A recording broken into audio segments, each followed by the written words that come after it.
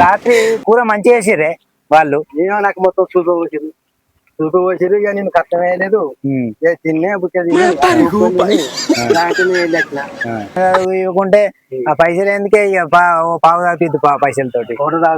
సరే ఓకే.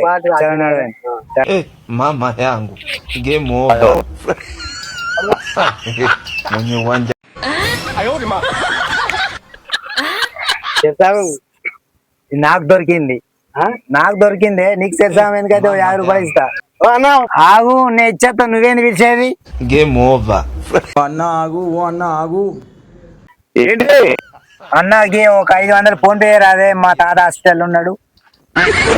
నిజమేనా? నిజమేనే.